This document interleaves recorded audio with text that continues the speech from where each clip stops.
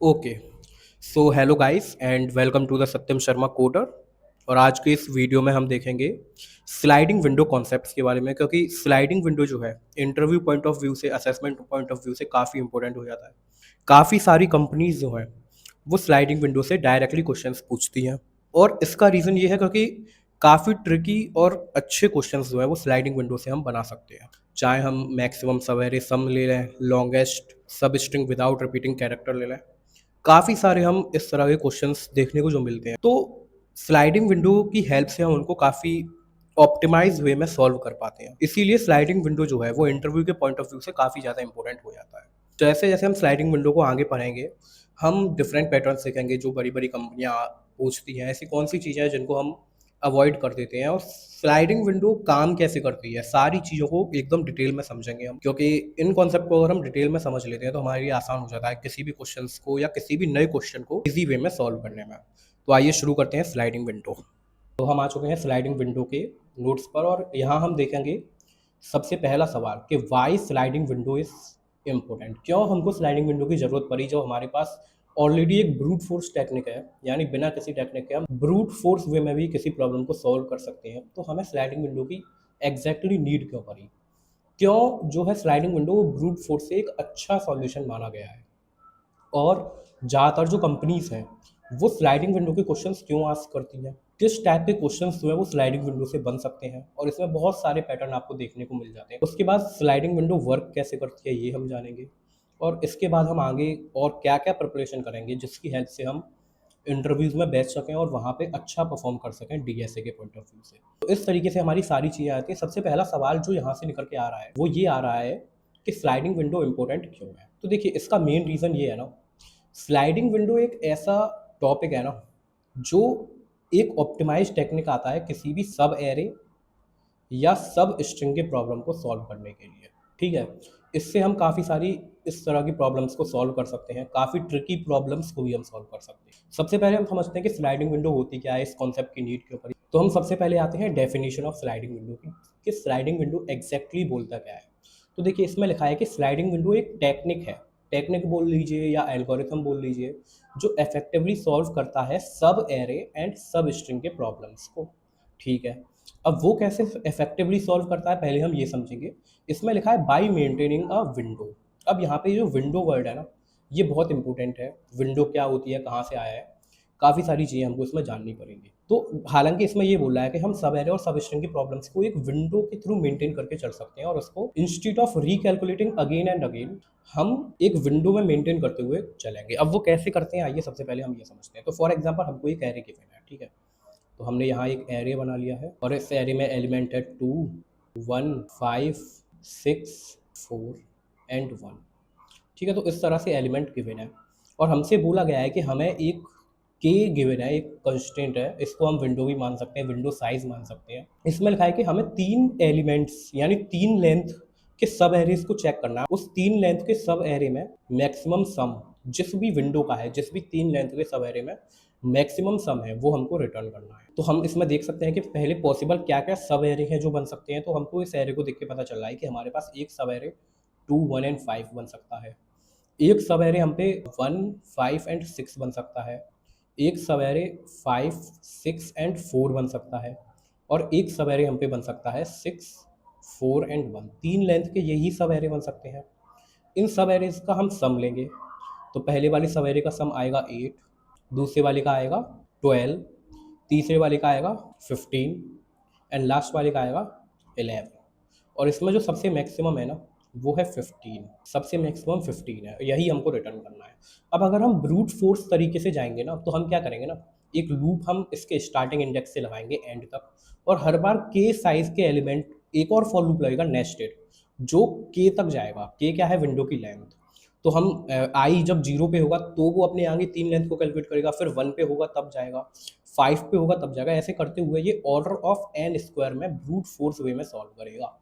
और वो brute force में क्या होगा कि हम एक फॉर लूप लगा लेंगे ना, आई इज इक्वल टू 0 से लेके I is less than N minus K तक हम लगा लेंगे, आई प्लस प्लस कर लेंगे।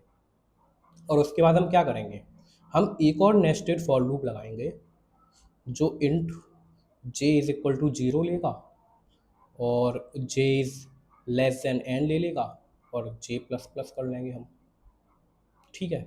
और इसमें हम क्या करेंगे, एक सम कैलकुलेट करते हुए चलेंगे, ठीक है। सम को हम जो फर्स्ट फॉर लूप हमने यूज़ किया ना, वहाँ पे जीरो से इनिशियलाइज कर लेंगे, यहाँ sum plus equal to nums of J कर देंगे, और जैसे ही सम नम्स ऑफ जे कर देंगे ना, उसके बाद यहाँ से हम क्या रिटर्न करा देंगे, सम। तो एक अप्रोच ये हो गई। अब ये जो है ना, ये ऑर्डर ऑफ एन स्क्वायर लेगी। अब विंडो का साइज जो है ना, देखिए अब इस अप्रोच, ये ब्रूट फोर्स अप्रोच फेल होती है और स्लाइडिंग विंडो इधर पॉइंट में आता है। सबसे पहले बोलते हैं कि brute force approach actually fail क्यों होती है। तो ब्रूट फोर्स अप्रोच का जो फेल होने का रीज़न है ना, वो इसलिए है, 1 सेकेंड में हम 10⁻7 से लेकर 10⁻8 तक ही ऑपरेशन परफॉर्म कर सकते हैं। जब हम कॉम्पिटिटिव प्रोग्रामिंग की बात करते हैं ना, बट कॉम्पिटिटिव प्रोग्रामिंग में काफ़ी हाई कॉन्स्टेंट्स होती हैं, अप्रोक्सीमेटली 10⁻7 टू 10�8 की कॉन्स्टेंट होती है।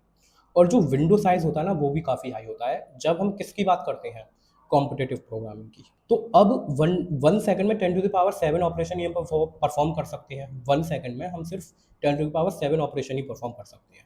अब मान लीजिए हमको जो एन एलिमेंट गिवन है ना, अगर हम कॉम्पिटिटिव प्रोग्रामिंग की बात करें, कॉम्पिटिटिव कॉन्टेस्ट की बात करें, अगर हमको एन गिवन है 10⁻7 और विंडो साइज जो है ना, वो भी एन के इक्वल जा सकता है किसी भी केस में, तो ये भी हो जाएगा 10⁻7।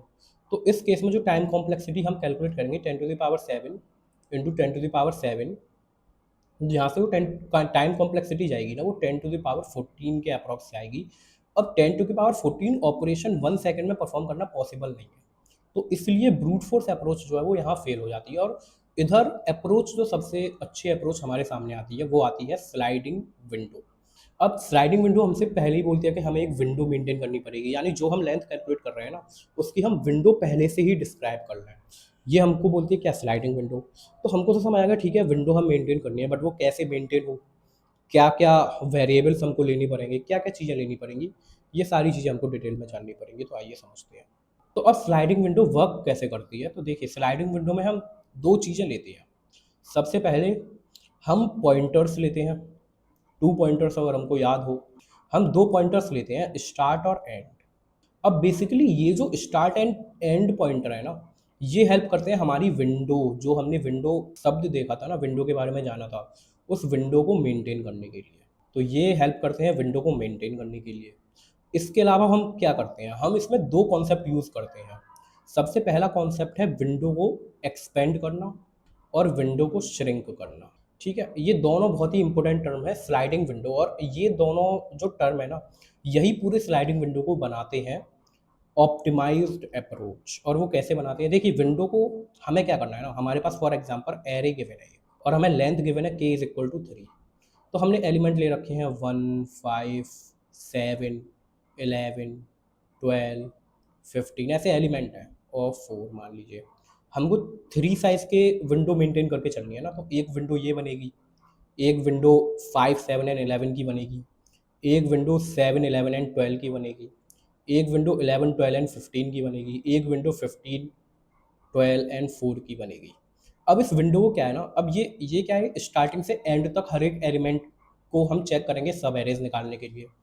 अब हम उस प्रोसेस को रिपीट ना करें, उसके लिए हम क्या करेंगे, इस विंडो को मूव कराना पड़ेगा हर बार। मूव कराने की जो टेक्निक है ना, हमने ब्रूट फोर्स तरीके से जब मूव कराया ना, तो एन स्क्वायर में जा रहा था, क्योंकि हम हर बार स्टार्टिंग से हम स्टार्ट कर रहे थे चीज़ों को, यानी कैलकुलेशन को हम दोबारा से स्टार्ट कर रहे थे विंडो को मूव कराने के लिए। बट इसमें दोबारा से कैलकुलेट ना करके ना, हमारा जो भी आंसर होता है ना, आंसर हम उसको स्टोर करते हैं एक वेरिएबल में, आंसर स्टोर्ड इन वेरिएबल, ठीक है। हम आंसर जो है वो एक वेरिएबल में स्टोर करके चलते हैं। और विंडो को मूव कराने के लिए हम एक्सपेंड और श्रिंक का यूज़ करते हैं। और देखिए सबसे इंपॉर्टेंट चीज़ है, एक्सपेंड करने के लिए हम क्या करते हैं ना, एंड पॉइंटर को इंक्रीज करते हैं। कब तक, एंड पॉइंटर को हम इंक्रीज करेंगे जब तक कि वो हमारी विंडो के इक्वल ना हो जाए। और श्रिंक हम करेंगे, श्रिंक करने के लिए हमें स्टार्ट पॉइंटर को मूव कराना होता है। अब आप बोलोगे कि ये चीज़ें काम कैसे करती हैं, हमको समझ नहीं आ रहा। स्टार्ट पॉइंटर को हम इंक्रीज कराएंगे। अब आप लोग बोल रहे होगे कि मतलब ये जो विंडो है ना, स्लाइडिंग विंडो, ये एक्सपेंड और श्रिंक की हेल्प से मूव कैसे करते हैं, ठीक है।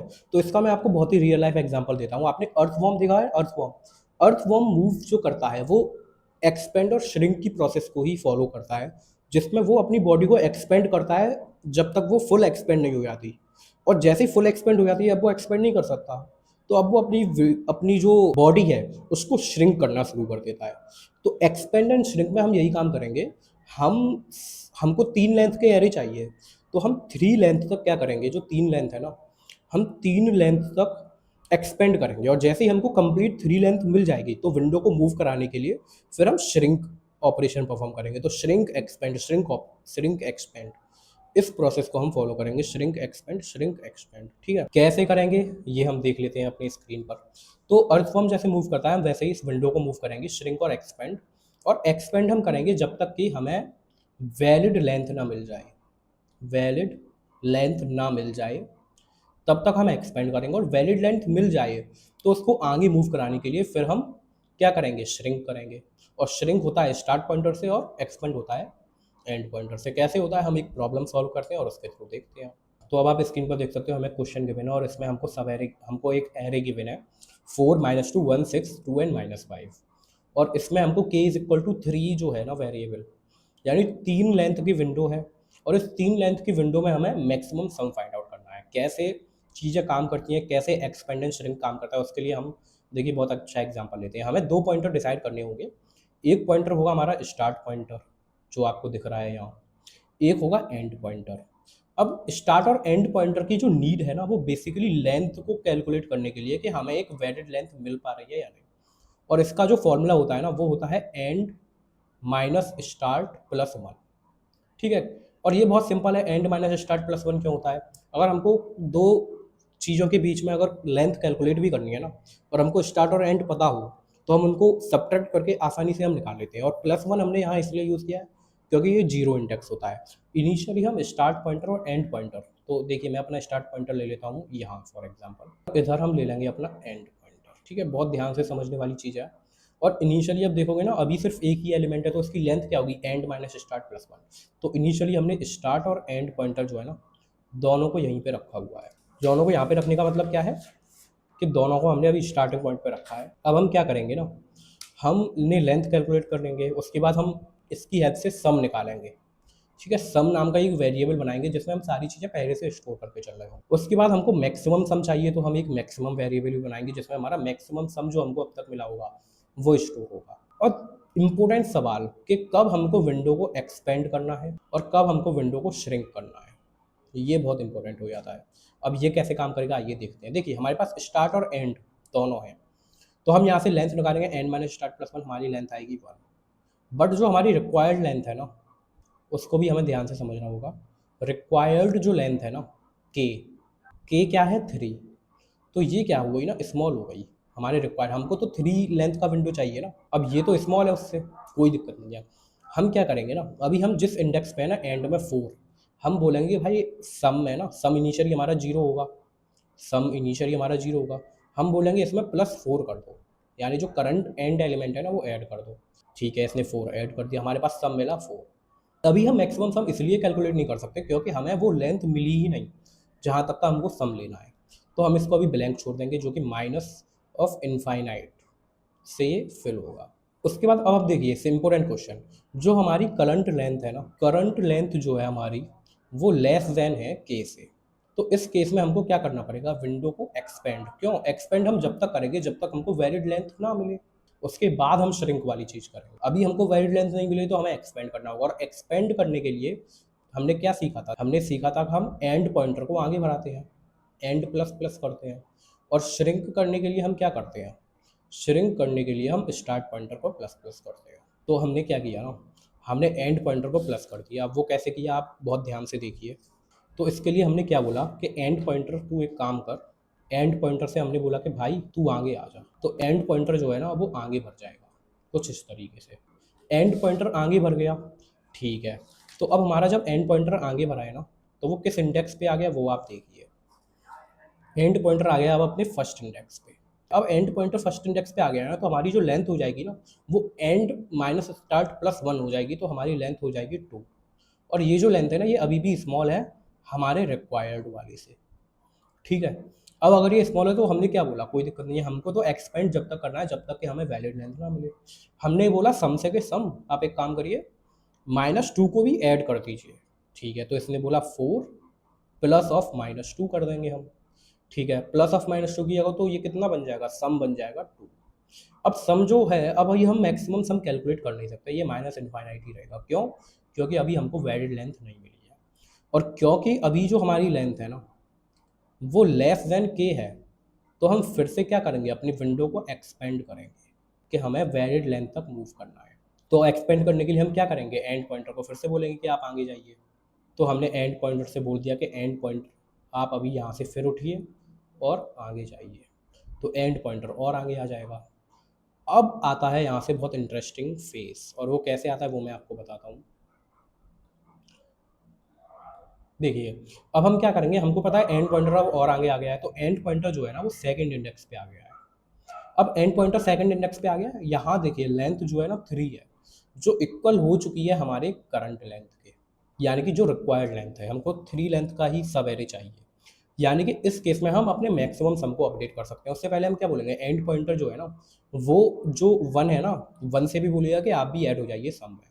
तो हम 2 जो हमारा प्रीवियस सम था ना उसमें हम 1 को भी ऐड कर देंगे, तो हमारा जो सम बनेगा वो 3 बनेगा। और देखिए इस सब एरे का ना, ये जो पर्टिकुलर सब एरे है ना 4, 2 एंड -1, इस सब एरे का जो लेंथ है वो 3 है और सम जो है वो भी 3 है। तो ये चीज़ आप देख सकते हो। तो ठीक है, हमने क्या बोला ना, अब क्योंकि सम 3 आ गया है और मैक्सिमम सब माइनस इनफाइनाइट है, तो हमको तो ग्रेटर सम मिल गया ना सब एरे में, तो हम क्या करेंगे, हम इसको अपडेट कर देंगे और यहाँ डाल देंगे 3। अब ये 3 से अपडेट हो गया हमारा मैक्सिमम सम। अब देखिए हमारी जो लेंथ है ना, बहुत ही इंपॉर्टेंट पॉइंट है, हमारी लेंथ जो है ना वो इक्वल टू आ गई है के, यानी रिक्वायर्ड लेंथ के इक्वल आ गई है, जो सब एरे हमको चाहिए। इस केस में अब हम क्या करेंगे, अब क्योंकि एक्सपेंड करने को कोई फ़ायदा है नहीं, अब हम यहाँ से ओरिजिनल फेज़ आता है और ऐसे ही हम विंडो को मूव कराएंगे, और यहाँ से आता है श्रिंक फेज़। तो इधर से हम विंडो को अब श्रिंक करना स्टार्ट करेंगे। अच्छा, श्रिंक क्या बोलता है कि स्टार्ट पॉइंटर को आगे बढ़ाइए। तो अब आप देखिए कि जैसे अर्थवॉर्म मूव करता है ना, ये वैसे ही अब आगे मूव करने लगेगा। तो हमने स्टार्ट पॉइंटर से बोला आप आगे जाइए, तो अब स्टार्ट पॉइंटर आगे जाएगा। तो हमने स्टार्ट पॉइंटर को लिया और इससे बोला कि भाई आप आगे आ जाओ, स्टार्ट पॉइंटर आगे आ जाएगा। ठीक है, तो यहाँ तक सब ठीक है। तो अब इसके बाद क्या होगा, स्टार्ट पॉइंटर आगे आया तो स्टार्ट पॉइंटर ने बोला मैं आ गया हूँ 1 पे, और एंड पॉइंटर तो एज इट इज़ अभी 2 पर है। तो अब अगर हम लेंथ कैलकुलेट करेंगे ना, एंड माइनस स्टार्ट प्लस 1, तो 2 माइनस 1 प्लस 1 कितना हो जाएगा, ये हो जाएगा वापस से 2। अब 2 जो है वो लेस देन हो गया है रिक्वायर्ड लेंथ। ठीक है, कोई दिक्कत नहीं। अब देखिए श्रिंक है ना, ये इंपॉर्टेंट पॉइंट ये है, श्रिंक है, तो विंडो अगर मूव कर रही है तो 4 को हमने अपनी विंडो से रिमूव किया है, तो हम क्या बोलेंगे, अब श्रिंक वाले फेज में हम बोलेंगे कि स्टार्ट पॉइंटर पर जो पहले वैल्यू थी ना, देखिए हमने गलत अपडेट किया है, स्टार्ट अभी अपडेट नहीं होगा। देखिए स्टार्ट को हम अभी अपडेट करने का कोई फ़ायदा है नहीं, स्टार्ट को हम पीछे मूव कराएंगे। देखिए स्टार्ट पॉइंटर को हमें आगे मूव करना है ना श्रिंक के लिए, तो सबसे पहले हम जो स्टार्ट पॉइंटर पर जो वैल्यू है ना उसको हमें अपने सम से रिमूव करना पड़ेगा। तो सम जो बोलेगा ना वो बोलेगा ना 3 तो था हमारा अभी तक सम, अब अभी तक जितना सम है ना उसमें से जो पार्ट हमको अपने विंडो से रिमूव करना है ना, स्टार्ट वाला 4, उसको माइनस कर दो, तो वो 3 माइनस 4 कर देगा। 3 माइनस 4 कितना बनेगा, -1, और जीरो पॉइंटर और जो स्टार्ट पॉइंटर है ना वो अपडेट होके 1 पे चला जाएगा। तो यही चीज़ थी इसमें ट्रिकी। तो अब हम क्या करेंगे ना, अब हम स्टार्ट पॉइंटर को आगे मूव कर देंगे विंडो से रिमूव करने के बाद।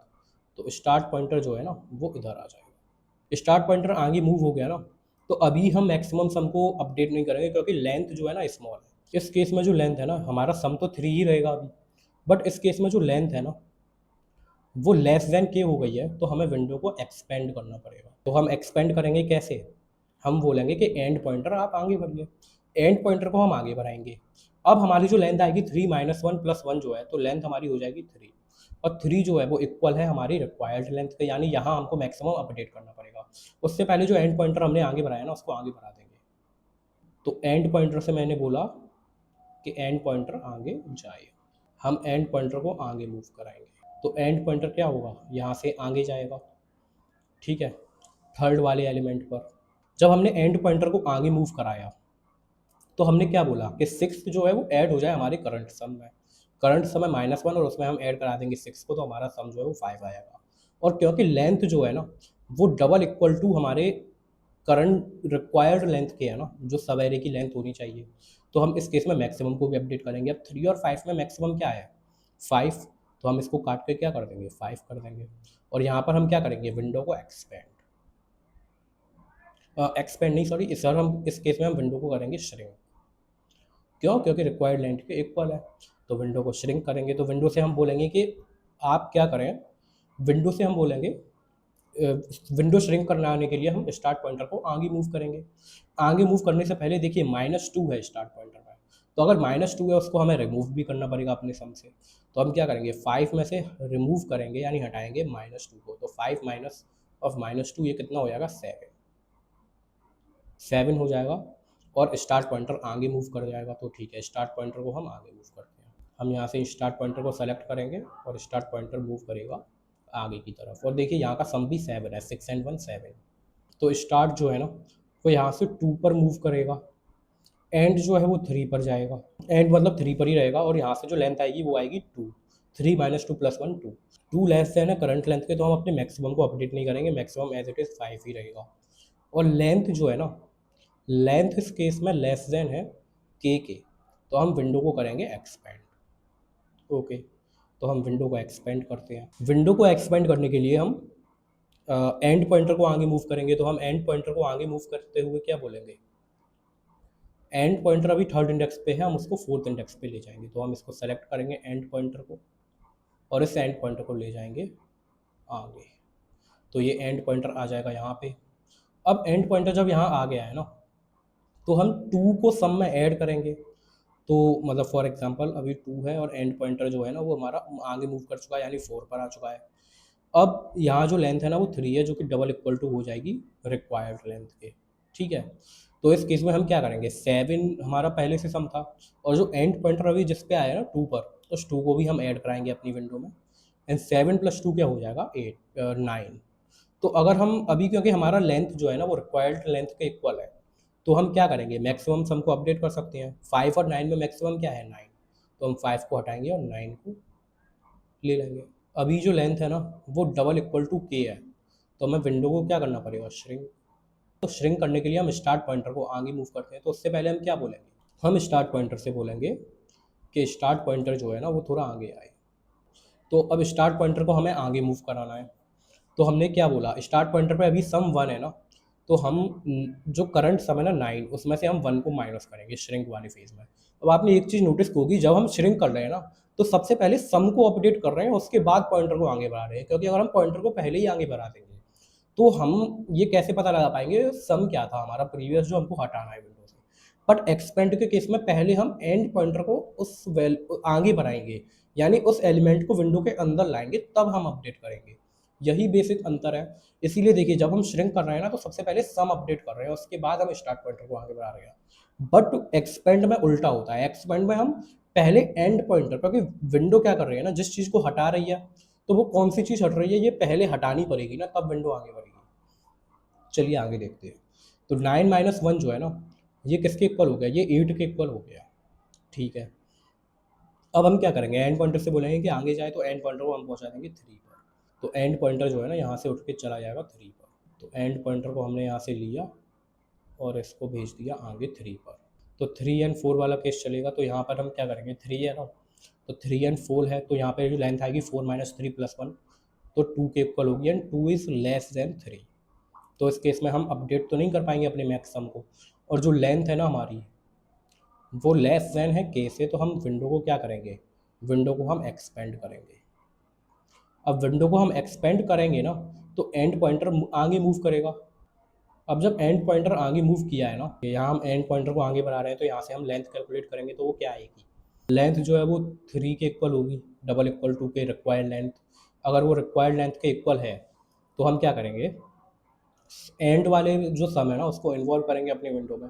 तो 8 प्लस ऑफ -5 हम करेंगे, तो ये आएगा 3 के इक्वल। बट अगर हम देखें अभी हम अपडेट तो कर सकते हैं, बट 9 और 3 में मैक्सिमम क्या है, मैक्सिमम 9 है, तो हम 9 ही रहने देंगे, क्योंकि इधर अपडेट कराएंगे तो वैल्यू और छोटी हो जाएगी, हमें मैक्सिमम सम नहीं मिलेगा। अब क्योंकि लेंथ डबल इक्वल टू के है ना, तो हम क्या करेंगे विंडो को श्रिंक करेंगे। लेंथ डबल इक्वल टू के है तो विंडो हो जाएगी श्रिंक।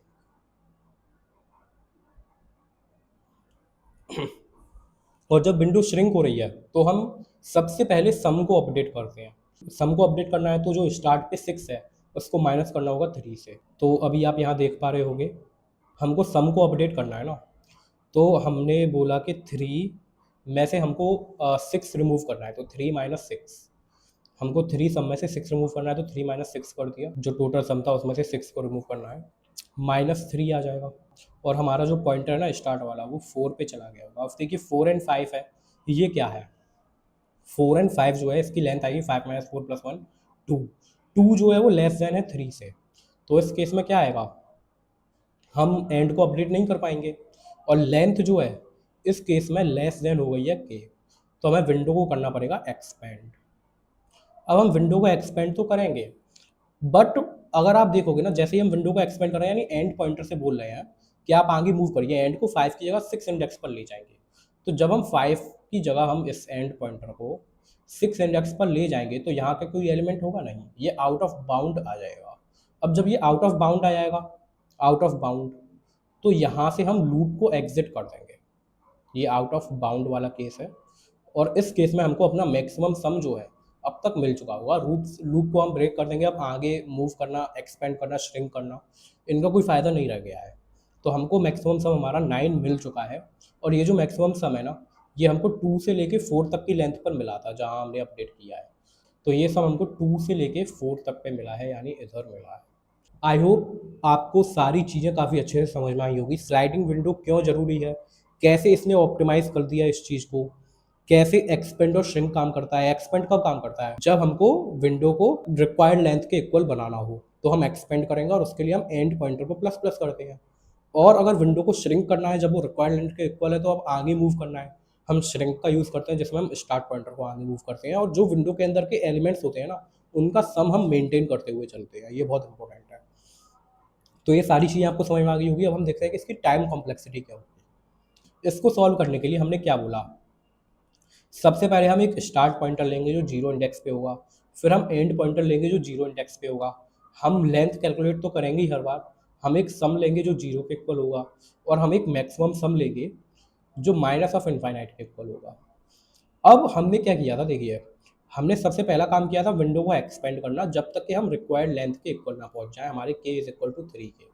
तो हमने उसके लिए क्या करेंगे, देखिए एक्सपेंड करने के लिए एक लूप लगेगा जो बाहर का लूप होता है, वाइल लूप। इस वाइल लूप का काम होता है एक्सपेंड करना।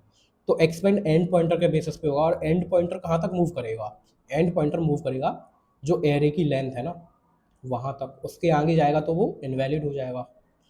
और उस केस में एक्सपेंड करने के लिए हम क्या करते थे, सम में हम करते थे plus equal to nums of end किया करते थे हम। और उसके बाद हम क्या करते थे, हम इसको मेंटेन करते थे कब तक, जब तक कि इक्वल टू के ना हो जाए। तो एक कंडीशन आएगी इफ, और उस कंडीशन में क्या होगा, हमारी जो लेंथ है ना, लेंथ हम कैसे निकालते थे, एंड माइनस स्टार्ट प्लस 1। अगर ये डबल इक्वल टू के है, तो उस केस में हम क्या करते थे कि सबसे पहले हम उस केस में सम को अपडेट करते थे। तो उस केस में हम क्या करते थे, sum minus equal to nums of start निकाला करते थे, हम स्टार्ट वाले को विंडो से मूव किया करते थे। और इससे भी पहले हम एक काम करेंगे, अपनी लेंथ को कैलकुलेट करके रखेंगे। तो इसको अभी मैं डिलीट कर देता हूँ, क्योंकि अभी इसको करने का कोई फ़ायदा है नहीं। सबसे पहला काम है हमको अपना मैक्सिमम सम निकालना। तो यहाँ पे सबसे पहले हम मैक्स का कंपेयर कराएंगे मैथ डॉट मैक्स से, ठीक है।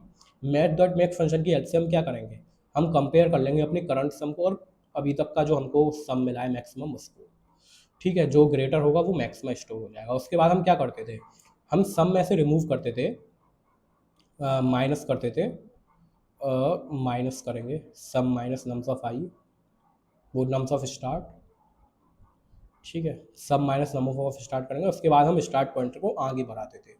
अब यहाँ पे काफ़ी बार क्वेश्चन आता है, हम इफ़ की जगह वाइल भी यूज़ करते हैं काफ़ी केसेस में।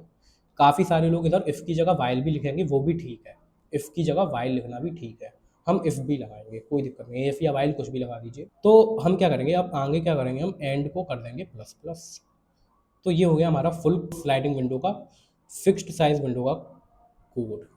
तो देखिए यहाँ कंफ्यूजन अक्सर ये रहता है कि काफ़ी लोग वाइल भी यूज़ करते हैं और काफ़ी केसेस में वाइल लगाना पड़ जाता है। तो इफ़ और वाइल हम कब लगाते हैं, ये देखिए इफ़ और वाइल, अंदर वाले लूप की बात कर रहा हूँ मैं, जो अंदर चलता है ना। देखिए हमारे जो कॉन्सेप्ट होते हैं ना, फिक्स्ड साइज विंडो और वेरिएबल साइज विंडो होता है। देखिए अगर हमको गिवन है पहले से ही लेंथ कि हमें 3 लेंथ का या k is equal to 4 given है या k is equal to 5, length हमें पहले से गिवन है। अगर फिक्स्ड लेंथ हमको पहले से गिवन है और उसमें हमको चीज़ें निकालनी है, तो उस केस में हम क्या करते हैं, देखिए उस केस में क्योंकि हमको विंडो पता है कि फिक्स इसी लेंथ की चाहिए, तो हम वहाँ इफ का इस्तेमाल कर सकते हैं। और ये फिक्स्ड साइज विंडो का कॉन्सेप्ट होता है, फिक्स्ड साइज विंडो। ठीक है, बहुत इंपॉर्टेंट चीज़ है फिक्स्ड साइज विंडो, क्योंकि हमें विंडो का लेंथ पता है। जैसे 3 लेंथ में मैक्सिमम सम क्या होगा, 3 लेंथ में एवरेज क्या होगा, 3 लेंथ में मिनिमम एलिमेंट क्या होगा। तो ये सब फिक्स साइज विंडो का कॉन्सेप्ट हो गया। एक आ जाता है वेरिएबल साइज विंडो, जिसमें हमको विंडो का साइज ही नहीं पता, हमको ऐसा सब एरे निकालना है जिसका सम 5 के इक्वल हो, बट उसकी लेंथ नहीं पता। लेंथ, अब यहाँ पे लेंथ तो फिक्स नहीं की ना, साइज वो 4 लेंथ का भी एरे हो सकता है जिसका सम 5 हो, साइज वो किसी भी लेंथ का। अब हमको यहाँ पे मिनिमम या मैक्सिमम लेंथ निकालनी पड़ सकती है। तो जहाँ हमको लेंथ नहीं पता, वहाँ हम वेरिएबल साइज विंडो यूज़ करते हैं, और वहाँ अक्सर हम इस वाइल को यूज़ करते हैं अंदर वाले लूप में। ठीक है, ये जो वाइल आपको दिख रहा है। बट अगर फिक्स साइज विंडो है तो एक इफ स्टेटमेंट से भी काम हो जाएगा, क्योंकि हमें लेंथ पता है ना कि कब लेंथ जो है वो इक्वल टू के होगी और कब हमको आगे मूव करना है। ठीक है, अब इस केस में अगर हम देखें तो टाइम कॉम्प्लेक्सिटी जो होती है वो ऑर्डर ऑफ 2n होती है। 2n क्यों होती है, देखिए हर एक, जब हम ब्रूट फोर्स कर रहे था तो हम हर एक इंडेक्स के लिए n टाइम्स मूव कर रहे थे, तो वहाँ n इंटू एन हो गया था। बट यहाँ हर एक इंडेक्स पर या तो स्टार्ट परफॉर्म हो रहा है या एंड ऑपरेशन लग रहा है। हर ऑपरेशन 2 ही बार लग रहा है, एक बार स्टार्ट का ऑपरेशन लग रहा है, एक बार एंड का ऑपरेशन लग रहा है। तो इस केस में जो कॉम्प्लेक्सिटी होगी वो 2n, जिसको हम कांस्टेंट को हम इग्नोर करते हैं, तो ऑर्डर ऑफ n जो है वो टाइम कॉम्प्लेक्सिटी इस केस में हो जाएगी, क्योंकि 2 ही ऑपरेशन लग रहे हैं ना विंडो पे, एक स्टार्ट वाला और एक एंड वाला, उसके अलावा कोई और ऑपरेशन नहीं लग रहा। तो सिंपल, आई होप आपको स्लाइडिंग विंडो के ये कॉन्सेप्ट पता चल गए होंगे, क्यों ये ऑर्डर ऑफ एन कॉम्प्लेक्सिटी देता है। स्लाइडिंग विंडो जो होता है वो दो टाइप का होता है, फिक्स्ड साइज विंडो और variable size window. Fix size window के अंदर हम क्या करते हैं ना, हमको अगर लेंथ पहले से गिवन है और उस लेंथ के अंदर हमें कोई ऑपरेशन परफॉर्म करना है, तो वो हो गया फिक्स साइज विंडो का एग्जाम्पल। और अगर हमको लेंथ पता ही नहीं है, लेंथ फाइंड आउट करनी है, उस केस में वो हो गया वेरिएबल साइज विंडो का, क्योंकि लेंथ अब वो कुछ भी हो सकती है उस सब एरे की। अगर हमें लॉन्गेस्ट सब स्ट्रिंग विदाउट रिपीटिंग कैरेक्टर निकालनी है, तो वो कितने भी लेंथ का हो सकता है। ये क्वेश्चन बहुत फेमस है, ये भी हम अगले वीडियो में करेंगे। तो बेसिक कॉन्सेप्ट यही है कि स्लाइडिंग विंडो के काफ़ी ट्रिकी क्वेश्चन, ये भी काफ़ी ट्रिकी क्वेश्चन था, और यही क्वेश्चन इंटरव्यू में डायरेक्ट कंपनीज पूछ लेती है। हैश मैप का भी यूज़ होता है काफ़ी सारे क्वेश्चन में। सबसे पहले हम इसका कोड देखते हैं कि कैसे हम इसको कोड में लिखेंगे। तो आइए कोडिंग वाली विंडो पर चलते हैं। तो अब हम अपने कोडिंग वाली विंडो पर आ गए हैं। आप देख रहे होंगे मैक्सिमम सम सब एरे ऑफ साइज के, यहाँ पर हमको एरे और के गिवन है। तो हम क्या करते थे, देखिए हम एक स्टार्ट पॉइंटर लेते थे जो जीरो इंडेक्स पर होता था, हम एक एंड पॉइंटर लेते थे जो जीरो इंडेक्स पे होता था, हम एक सम लेते थे जो जीरो के इक्वल होता था, हम एक मैक्सिमम स्टोर कराने के लिए एलिमेंट लेते, मैक्सिमम स्टोर कराने के लिए वेरिएबल लेते थे, जिसको हम इंटीजर की नेगेटिव वैल्यू से फिल करते थे। तो इंटीजर डॉट मिन वैल्यू से हम इसको फिल कर देंगे। ठीक है, उसके बाद हम क्या करते थे, हम विंडो को एक्सपेंड करने के लिए एक लूप लगाते थे और श्रिंक करने के लिए। तो देखिए एक्सपेंड कराने के लिए हम क्या करेंगे ना, हम एक वाइल लूप यूज़ करते हैं, और एक्सपेंड कब तक होगा, जब तक एंड पॉइंटर जो है वो एरे की लेंथ के अंदर रहेगा तब तक। ठीक है, तो एक्सपेंड कराने के हम क्या करते थे, सबसे पहले सम जो है ना, सम को हम ऐड करते थे, और वो सम में क्या ऐड होता था, जो हमारा एरे का एंड इंडेक्स पे वैल्यू है ना, वो इस सम में ऐड होती थी। और एक कंडीशन आती थी श्रिंक वाली, और वो कंडीशन कब आती थी, जब हमको सब एरे वैलिड विंडो का मिल जाए। तो स्टार्ट तो लेस देन होना चाहिए एंड के, एंड जो हमारा लेंथ है ना, एंड माइनस स्टार्ट प्लस 1, वो डबल इक्वल्स टू के हो जाएगी ना। उस केस में हम क्या करेंगे, सबसे पहले हम अपना मैक्सिमम निकाल लेंगे, और मैक्सिमम होता है हमारा मैथ डॉट मैक्स, और इसमें हम कंपेयर कराते हैं मैक्स को और सम को। ठीक है, और उसके बाद हम क्या करते हैं, नम्स से हम रिमूव कर देते हैं, ना कि नम से, सम से हम रिमूव कर देते हैं जो भी हमारा एरे के अंदर स्टार्ट पॉइंटर पे वैल्यू होती है, क्योंकि विंडो को श्रिंक कराना है। और स्टार्ट को हम कर देंगे प्लस प्लस, और एंड जो है ना वो हमारा प्लस प्लस हर बार होता है। ठीक है, और हम रिटर्न क्या कराएंगे, रिटर्न कराएंगे हमारा मैक्सिमम। ठीक है, तो इस तरीके से ये क्वेश्चन सॉल्व होता है। आइए देखते हैं क्या दिक्कत आती है। ठीक है, तो हमारे इनिशियल टेस्ट केसेस जो हैं वो कंप्लीटली सक्सेसफुली कंपाइल हो गए हैं। अब देखते हैं कि सारे टेस्ट केसेस सबमिट सबमिट होते हैं या नहीं।